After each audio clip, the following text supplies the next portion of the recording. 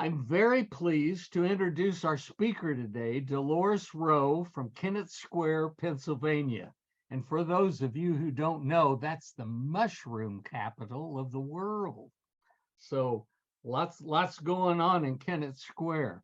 I've been a visitor there several times, and it's fun to see these windowless buildings around town. And she'll say, "Oh, that's where they grow mushrooms." And so I believe her. I will let Dolores tell you about the background of this correspondence collection on postcards that she and her husband Leon purchased from a source in their area. Thank you, Dolores, for taking your time for still another presentation for our club Zoom meetings. We appreciate you sharing with us again today, and the presentation is called Go West, Young Man. Thanks, Dolores. You're quite welcome. I'm really happy to be doing this show because when Leon and I bought this collection years ago, we always said we should write a pamphlet or something about this. So let me just give you a little background before we start the postcards. This comes from a man who went out west. He had apparently been a cowboy for 7 years and then came back to Pennsylvania. And then he decided that he wanted to go out west into South Dakota and claim land. So he sent all these cards to, I think, his family. We can't prove this. In Conshohocken, Pennsylvania. He addressed them to Uncle Bill, which, other people could be called Uncle, but Uncle Bill, Emma, and Florence Kavanaugh. And he signs his cards J.E. Doyle, and I didn't know his first name. And Gary Faber, who joined us today, went on Ancestry to try to help me.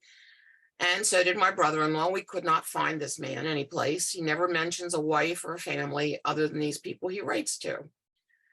Well, anyway, a dealer called us, a coin dealer, and he had this collection and had Native American pictures. And that's what my husband, besides political, that's what he loved. Well, the dealer wouldn't sell just the Native American ones. He wanted to sell the whole collection. And I am thankful every day that the family sold him everything. He wouldn't sell anything separately, and we were smart enough to keep it together because it tells a fabulous story of this man's trip out west to claim land. I am going to show you cards that aren't always in chronological order because I wanted to tell the story, but he wrote such interesting messages that that's what made it fabulous. There are some inappropriate and naive comments about the Native Americans, but I guess that was how it was at the time. So we'll just have to put up with that for now.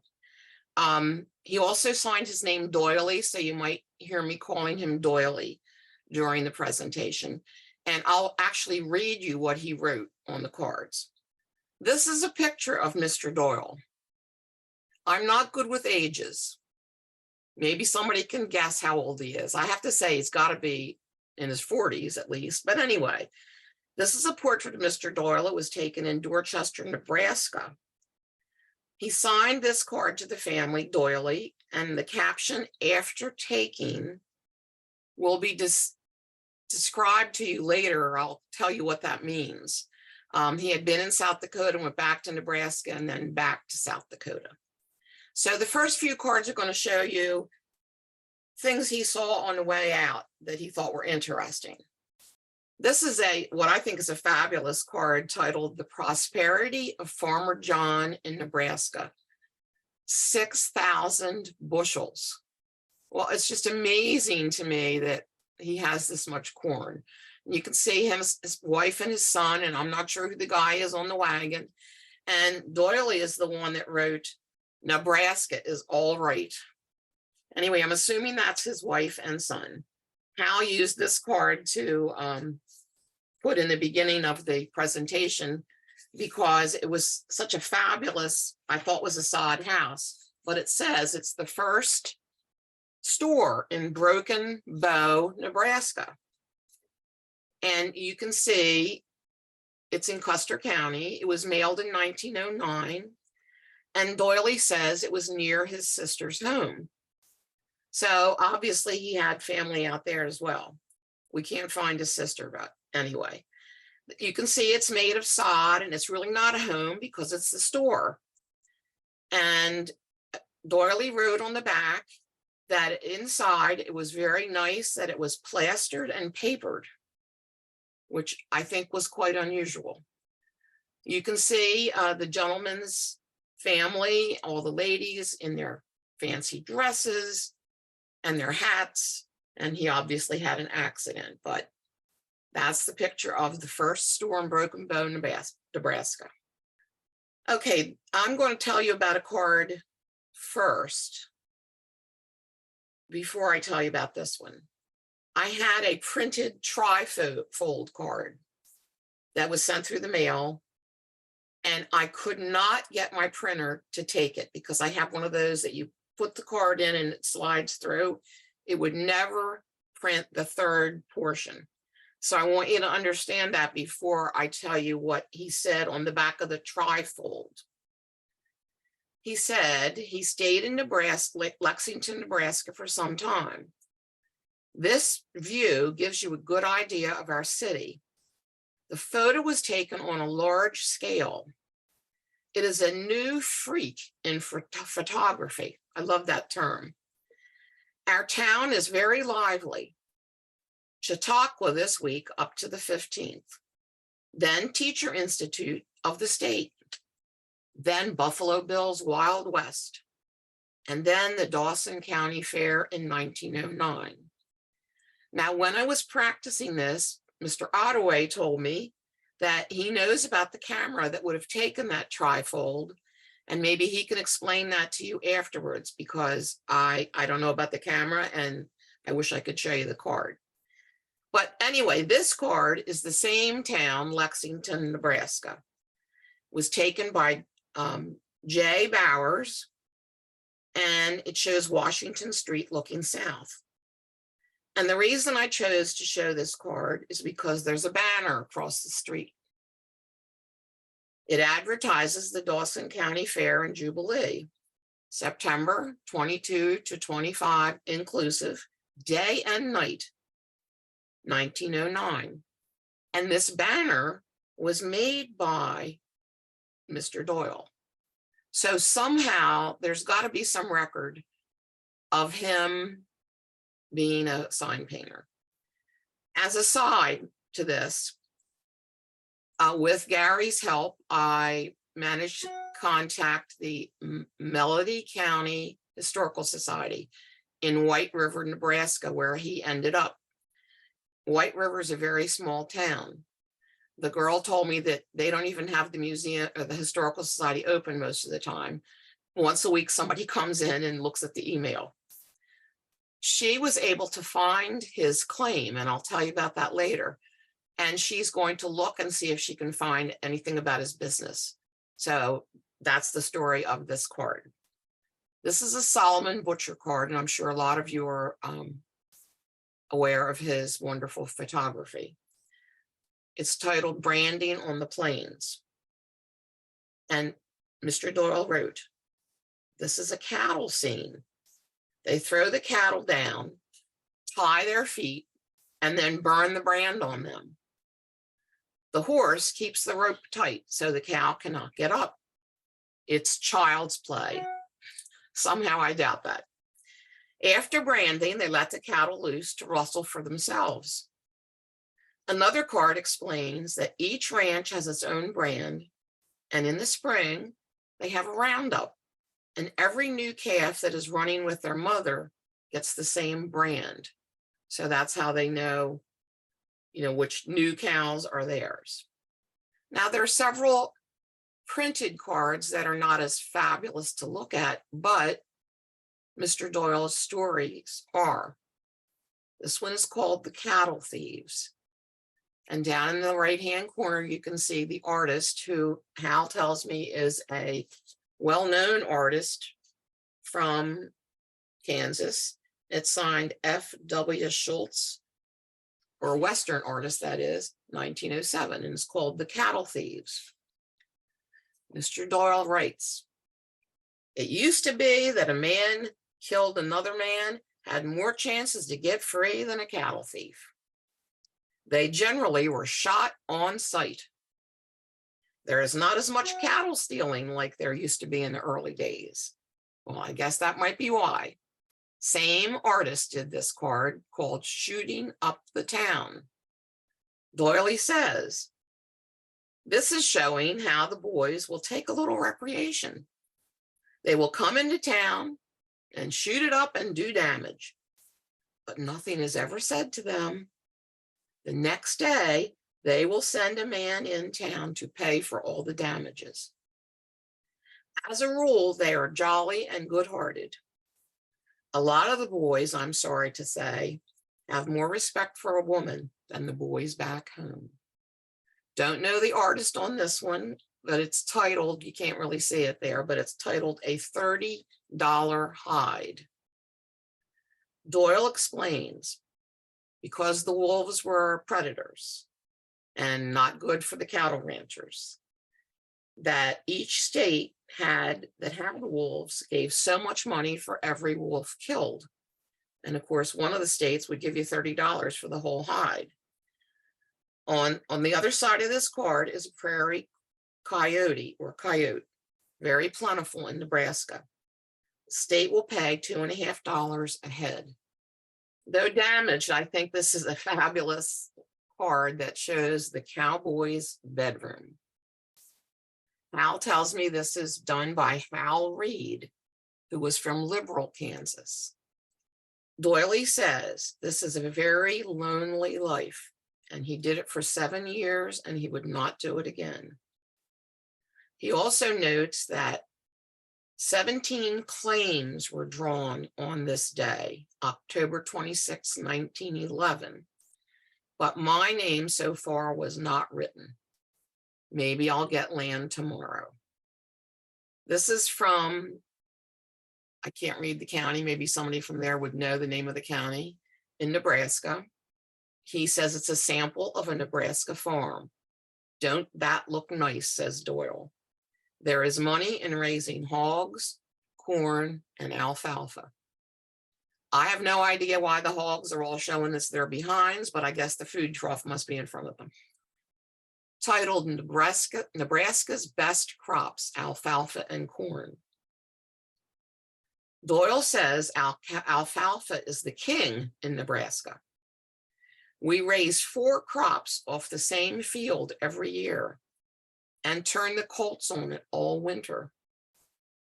Cattle, hogs, and everything else gets fat on it. Even I think I'm getting fat.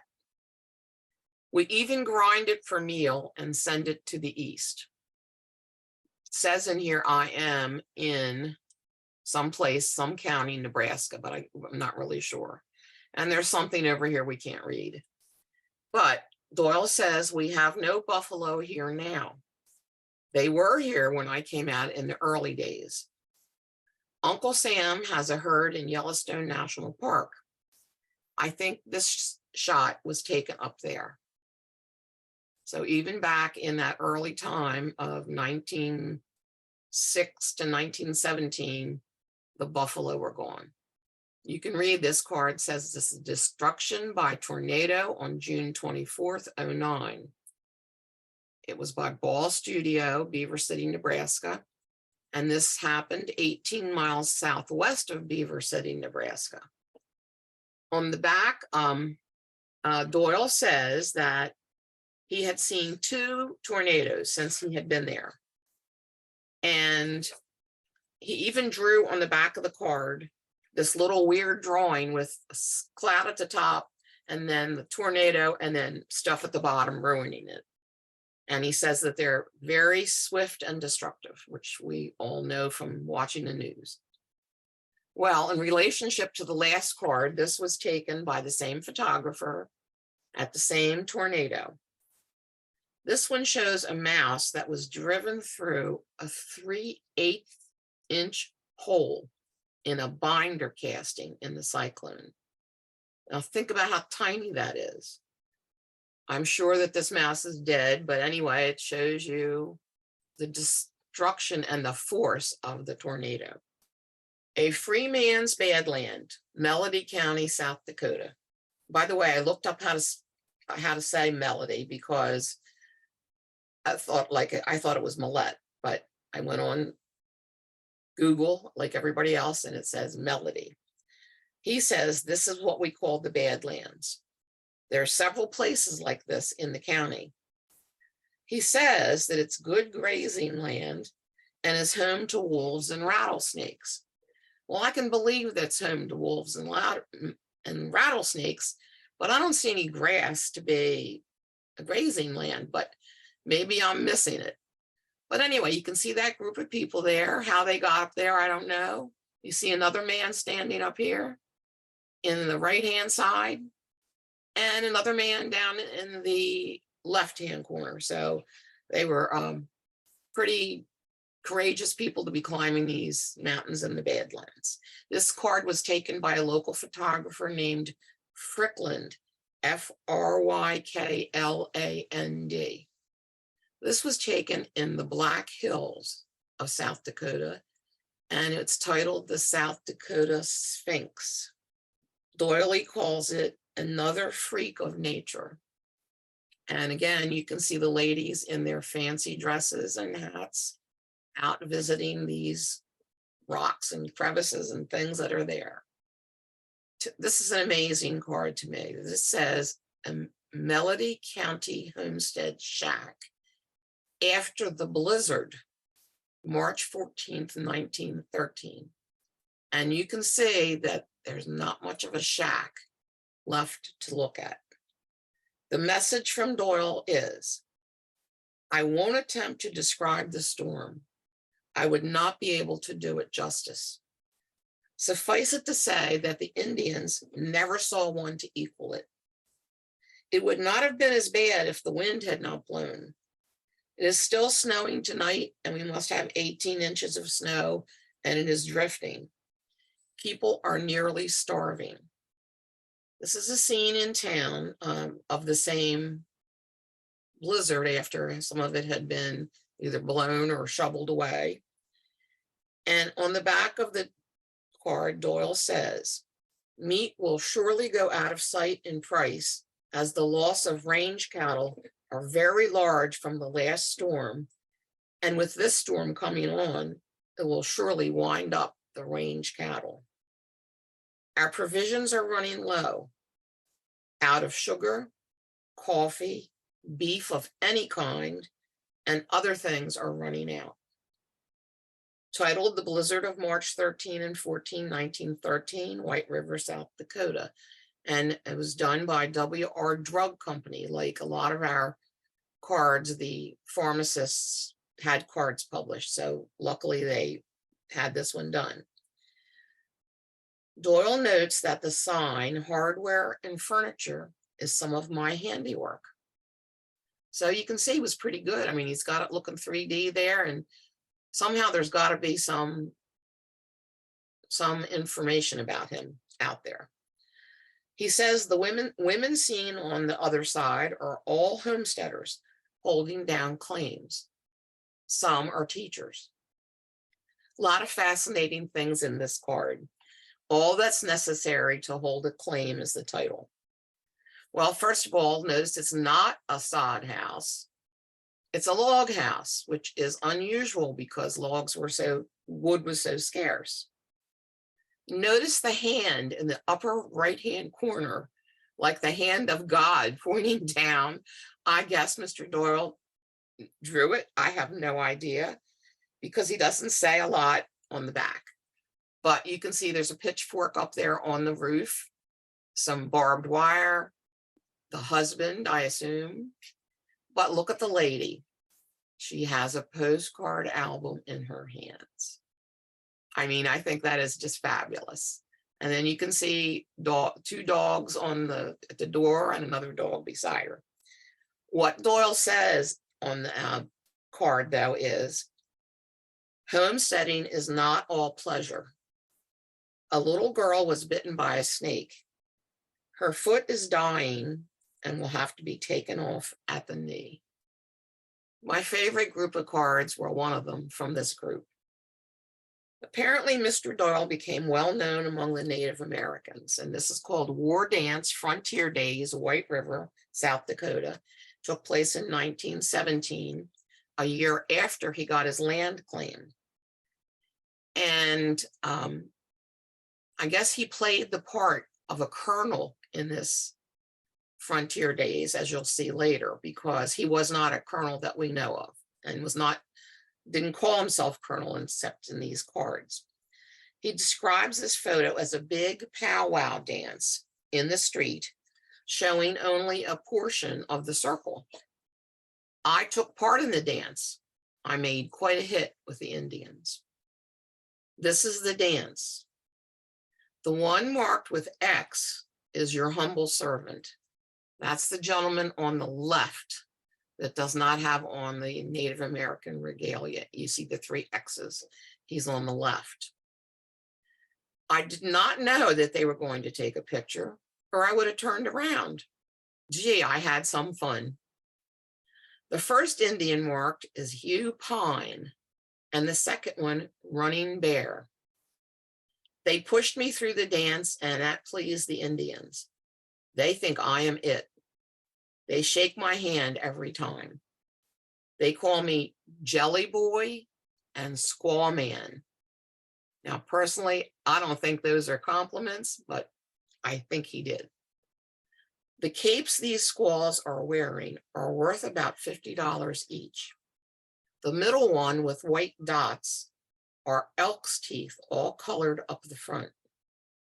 Now you can see Hugh Pine again, and another Indian named Dick. I really can't read his last name that starts with an M. And then you see Doily over there, and he looks really weird. And it's because he says, that is a human hair over my face. Now, I guess it was a scalp. I don't know, but he said he had the time of his life. Now, here's where he becomes Colonel Doyle. You can see him 4th from the right in what we would call English clothes, American clothes. It's titled Colonel Doyle and Warriors, Frontier Days. And the message reads, Colonel Doyle was captured in the stage holdup and taken to the stake to be burnt. Colonel Doyle losing his scalp, 8/8/1917, by the Sioux of the Rosebud Reservation. So there he is on the ground, and they're supposedly scalping him. And he says on the back that some of the Indians were in the battle, what he calls the Battle of Wounded Knee, which we found out happened on December 29th, 1890. And of course, today we don't call it a battle, it was a massacre. But at the time, I'm sure that's not how it was looked upon. This picture was taken while I was at the stake. The white mist is fire and smoke. These people all love me, and I love them. Now, remember at the beginning, I showed you a picture. It said after taking. That's what he means. After he was taken, scalped, and burned at the stake. When he was back in Nebraska, he had that picture taken.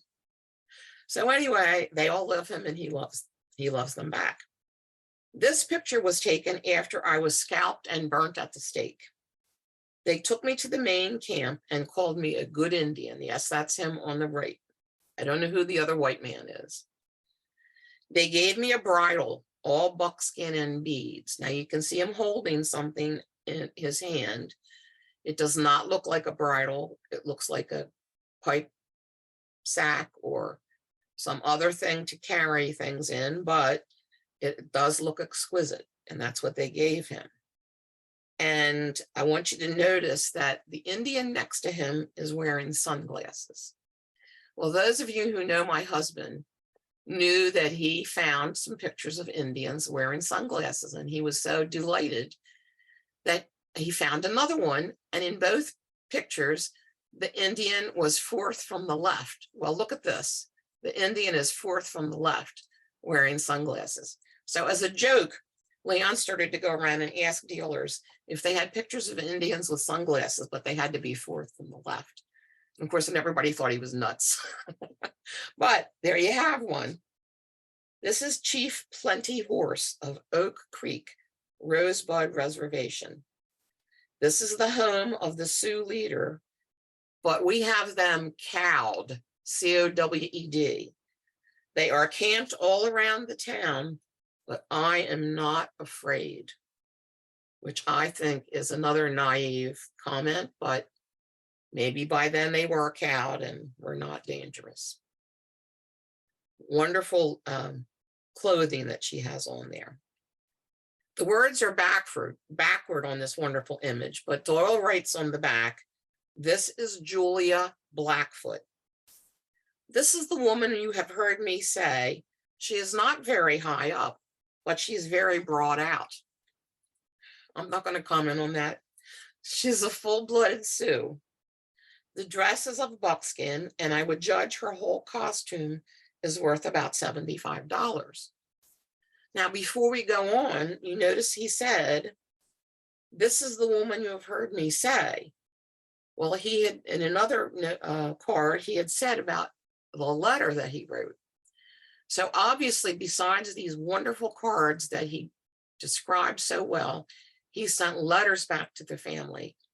And of course, as far as I know, I'm sure the dealer would have told me if he had the letters. The family probably threw the letters out, but what a treasure it would have been if we'd have had the letters as well as these great postcards. Well, this is titled "The Interior of an Indian House, Melody County, South Dakota," but I don't believe for a minute that this is the interior of an Indian house. I think it's a trading post. And unfortunately, Mr. Doyle, of all the ones, he doesn't write anything on the back. This card was made by Fricklin, the same artist that did the Badlands photo. But look at the fabulous items hanging on the wall, beside the girls, on the girls, the wonderful little capes they have on, the one little girl holding a doll, which most of the Indian dolls did not have faces, and you can see this one does not. The beadwork, it's just one of my favorite cards from the collection. Okay, I'm on my high horse on this one. This is an Indian school. As usual, the white man attempted to civilize the Native Americans. In this card, you can see the flag proudly displayed and the two white teachers. Now, we've tried to look up the flag. We think it's from about 1877, but we don't know if it was just one that was in the schoolhouse and they put it up. The children are all dressed in white man's clothing. According to Doyle, the second girl on the left, one row from the top, has white blood, as do a few others. Now, you know that many Indian schools popped up all around the country. We had one in Carlisle, Pennsylvania, and many other places. My husband and I have been to powwows in Delaware, and the Indians there would tell us that the history that they learned from their ancestors that were in these schools is when they weren't allowed to wear their native clothing, some of them in protest cut up towels into strips and sewed them onto their white man shirts. I don't think that was allowed very long, but you can now buy shirts at the powwows in Delaware that are regular shirts with fake, they call them ribbon shirts, fake hide on them. Anyway, a sad part of the history. This is Bear Looks Behind, one of the chiefs. Now they, according to Doyle, they have his name as Blackfeet, but that is wrong. He got angry with me last 4th of July because I would not eat dog with him. He is a wily old Indian, always begging for something. The only way I can get rid of him is to give him ginger ale. He won't drink it because he says it runs crooked down his throat. So obviously he doesn't like the carbonation. This is my last card, and it's not the most compelling, but is the great conclusion from Mr. Doyle. It is titled Pine Creek District, Indian Homes in the Little White River Valley. And this is a Leland postcard, who is another famous Western photographer. Doyle writes, just a half a mile to the right is my land, and just about as rolling as this view. I think I have a good 160 acres. All we need is rainfall to get a crop. Anything grows here, even peanuts and melons. I'm sleeping on my claim tonight. Nothing in sight but cattle and horses. And according to the lady at the Historical Society, he did indeed get the 160 acres. And her parents' land was 15 miles from this. But of course, her parents were of a different generation and never heard of Mr. Doyle. I hope you enjoyed his journey. Thanks for coming. Thank you, Dolores. My goodness, if we were all unmuted, there would be a round of applause, I know. But Thank you. so pleased. It's an amazing collection, and I'm just delighted that two former school teachers were able to afford and to buy the collection and keep it together and then read the backs and make this discovery. Yeah. It's pretty wonderful. There are more wonderful cards in the collection, but I tried to pick the ones that had the stories that were the best. That's good. Well, we love that. Bill Burton, can you please unmute yourself and look at the questions and see if we have any comments to share with everybody? I am, yes. Thanks, Hal. Ashley writes a reminder note to order your date meets zip code postcard 7223 by July 15th for the July 22nd cancel. Cost is $2 each in the USA and $3 each international, which she will mail a limited amount of 10 maximum. I think that's more of a commercial than it is a comment on Dolores, but it is, on the other hand, a good idea for everybody. Right, right. So we have then Alan's listing of upcoming events, which you can see various things, the San Jose and the Western New York. And then, of course, this club meeting and the Wichita Postcard Club show. Ashley writes that she'd overlooked the mispronunciation of her name, of her home state, which she says is, I think she's saying Arkansas, but I don't think she means Arkansas, is it? Did somebody do that? I didn't, Hal did. Oh, okay. How can you do that?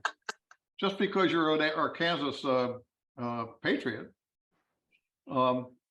Mark Moses is not kind enough to say that that's because he's from Kansas, but we'll overlook that too. Now Ashley points in again. We were looking at that sod house with the dogs in the doorway, and she said I could also see a dog on the corn pile. No, that's right. It's the big corn pile that we were talking about. Okay, yeah, Could you see? I didn't see that, but it's there. So, yeah. Okay. I think keeping pets in those days must have been a little bit dangerous, wasn't it? I have no idea. I mean, if Mr. Doyle got in trouble for not being willing to eat dog, that might be trouble. Oh, I see that somebody said it was common to plaster and paper the sod house. That's interesting. I did not know that, David. Thank you. Okay. Mark Moss says that he thinks the name of that county is Knuckles, Nuckolls County. Okay, they are the one that I couldn't read. Would that fly? Okay. The real photo cards of the sod house and the branding on the planes, they're all real photos, right? Yes. And that was taken by SD Butcher. Solomon Butcher. I didn't know all of them were because they weren't marked, but the branding was definitely marked Butcher. Okay. And one of the other ones, but not all. Apparently he was one of the more people more interested in photographing sod houses. There's a book on his sod house photographs, by the way. Mark, are you there? Could you tell us what the book is? Or more, I'm sorry, it's Morgan Williams. Butcher was Butcher and his son were great photographers out of Nebraska. It's amazing. Everything was a real photo postcard. And what's most amazing is that they didn't just take pictures of sod houses. They would get the family from the sod house out in front of the sod house, which made it a much better, interesting picture showing all those people. Too many people did photographs of just the sod house by itself and not with all the people in there. Then, and of course, he had a covered wagon with all of his equipment. And then some of his glass plates were saved. They're at the University of Nebraska, been research on him, and they've done some books. It's easy to find his book on the web, just S.T. Butcher, and it's about his sod houses. And he did more sod houses, and he did more with people than any other photographer from Texas to North Dakota. And so, very famous photographer, and it's amazing that this guy, how many great real photos he picked up on his journal. Yes. As you know, most of the time would pick up some photo of a church or a city hall or a colored printed photo. Hard to think that anybody would have ever come up with more real photos Exactly. on a journey like this than he did.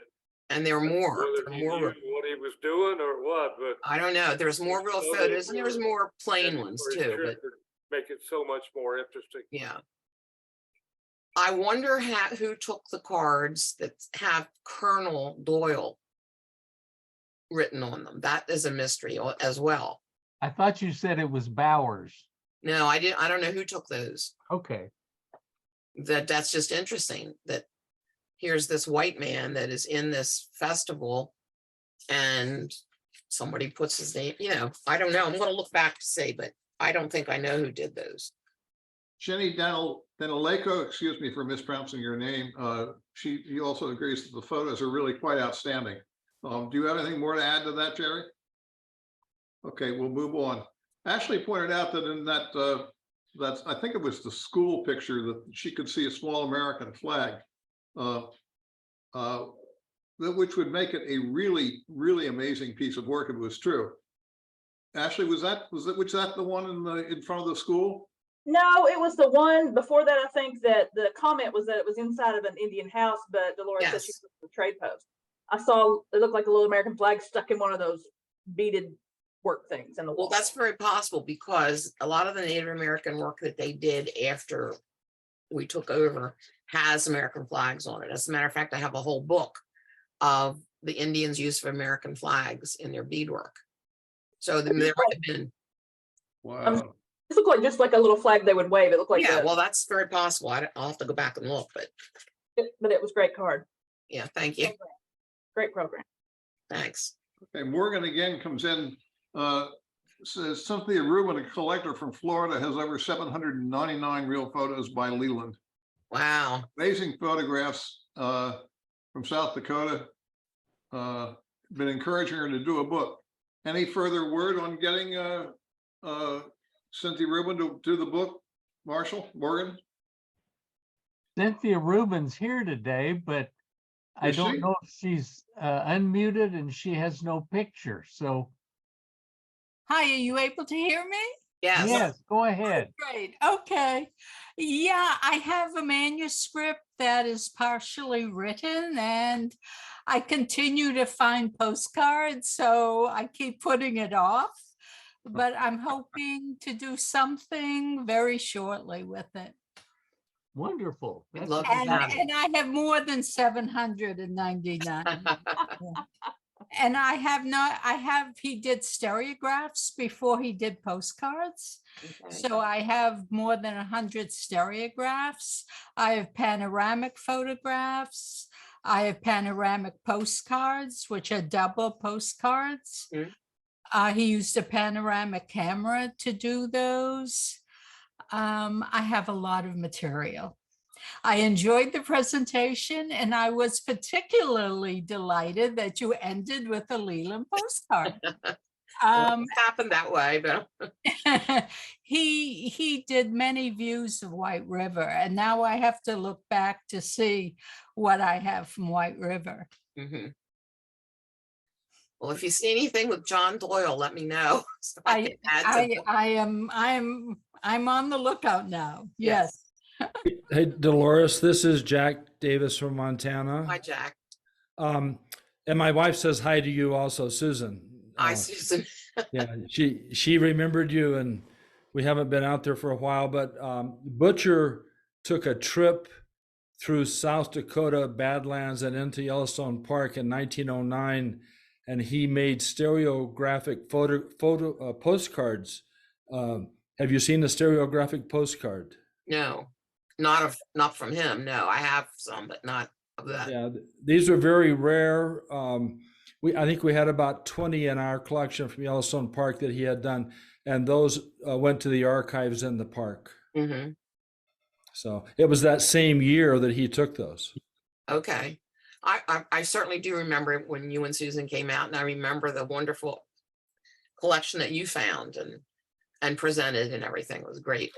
I'm actually going to be talking about that in the December meeting. Okay, great. Terrific.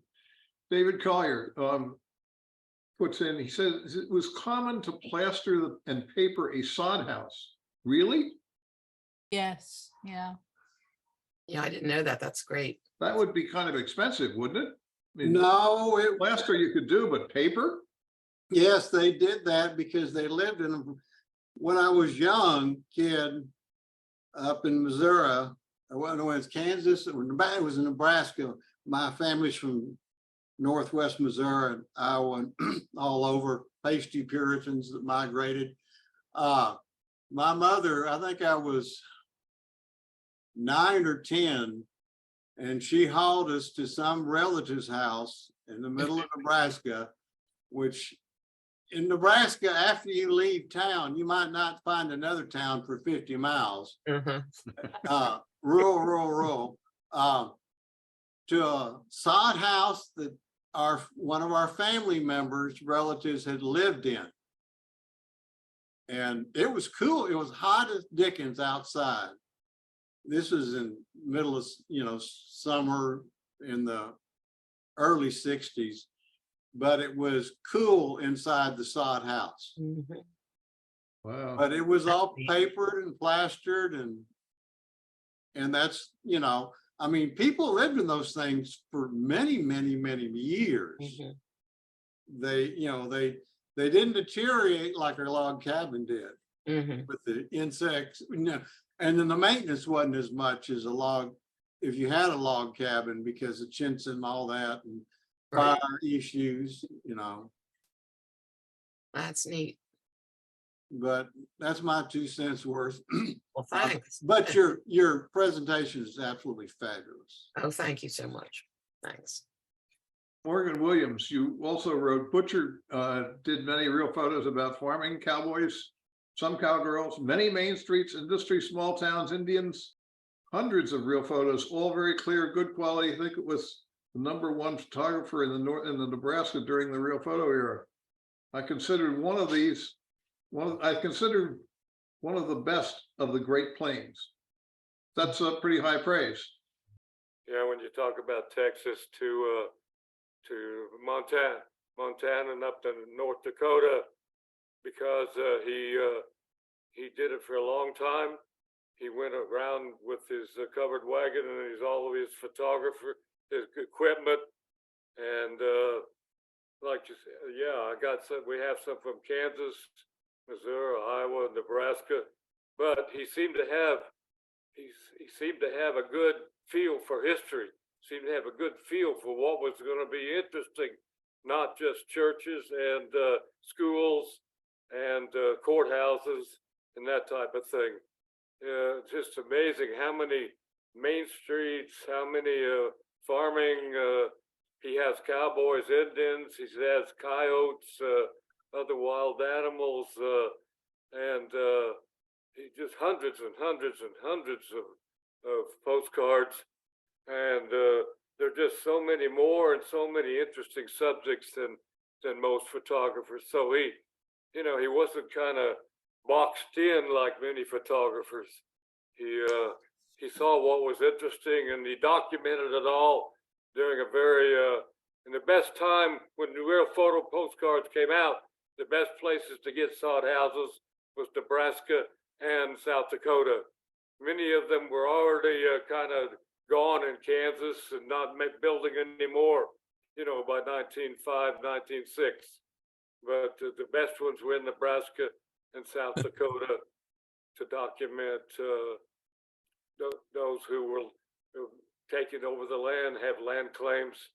No question, he was in the best place at the right time. And again, I said, unbelievable that he asked every family to come out in front before he took it. So he went from sod house to sod house to sod house to sod house. And to get all those people together at the right time, you didn't have a cell phone. You didn't have any way to communicate with them. It took a lot of work on his part. Just amazing photographer. We're speaking of cell phones. He didn't have the cell phone, as you say, but did he haul all his chemicals and developing equipment around with him on that wagon? I mean, he wasn't exactly going to go back to Omaha and develop them and then send them to everybody. Yeah, that's amazing what he did. But he did them on site. He developed them on site and printed postcards on site. I'm not sure about that. He had his big headquarters there in, forgot the town in Nebraska where his headquarters were. Don't know that he made them on site. Okay, so he took the photographs and took them back and developed them and made cards and then sold them? That's what I think, because some of his cards, there's quite a few of them. Many of them, of course, are quite rare, but it's not like he just made 1 or 5 or 10 of a lot of his best cards. That card with the corn that Dolores showed, that's a very rare one. With those corn piles, I've only seen about 4 or 5 of those. He did one with an Indian lady, called her Queen Corn. I've only seen 2 of those in my whole life. It's just an amazing photograph that Butcher did. Well, okay, Hal, that's it. Okay, well, thank you. I just wanted to make a comment, kind of go ahead with what Morgan was talking about earlier. But to see this collection and to know that this one man was the one who was finding, buying, purchasing those cards to mail back home. I think that's something that we seldom see or understand. You go into, there weren't big postcard shops in those little towns. There must have been, maybe 10 or 12 different cards in a drugstore but the man was wanting to communicate with family and friends back east, and what he selected, I think, is just so interesting. And Morgan brought that out earlier, how he kind of looked for real photos, but it must have been few and far between where you would be able to find postcards to buy. And what David Collier said, we 50 miles between each town, and I'm sure that's true. But that's the point that I was trying to make, that if Doyle could be in the picture and then make the comment on the back of the card, suggested to me that it was possible that Butcher developed them and printed them on site.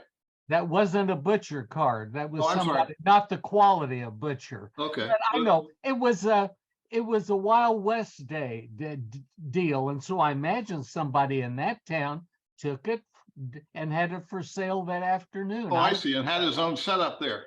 Yeah. Well, Okay. Hal, didn't we have a program once where one of our members talked about the traveling photographers and I how they would did. take, tents and things like that around the country? And maybe, I don't remember who it was, maybe you do, but I know we had that program, and maybe they'd know whether they could develop them right away or not. They could. It could. goes back to Civil War photography, where you Yeah. had Matthew Brady out That's there true. with That's the true. wagon. And yes, they did some of that, but most of that was studio work, I think, Mhm. once they got home. But Okay. It's, It was not uncommon for them to travel around with little portable darkrooms, yeah, at least the traveling photographers, Right. not uncommon at all. yeah. And Al, that's it's a just lady from Canada. So, well, that's one thing I've so enjoyed in being a member of the Toronto Postcard Club is they talk about cards that we've never seen or had any idea that existed. And it's just been a real eye opener. Yes, Clarissa. I remind me of my collection that I also kept together about two lovers on World War I.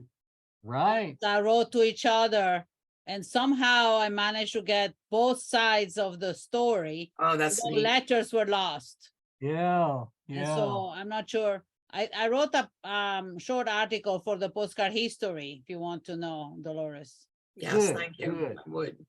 That'd be fine. But that was a wonderful program, Clarissa. Yeah, Thank and I hope that when I sell, it will be staying together like for Yes. Dolores. Exactly. Yeah, right, right. Hal, just one Yes. more comment.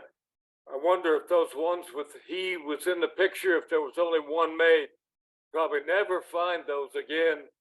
And it's very few people that would go get involved like with Indians and have Right. a photograph. I mean, it's amazing if somebody would take that photograph with him in there and then print them. How many did they print? She's got some Indian photographs with him in it, probably one of a kind, or nobody will ever find them again. And we know who the guy is, and he wrote on the back of them. Amazing historical Yes. opportunity and record there. I agree. That's pretty neat. Like I said, I was so thrilled with what he wrote on the backs, besides the fronts, that I just couldn't believe it. Yeah, yeah. Well, Well, thanks, everybody. I really appreciate it.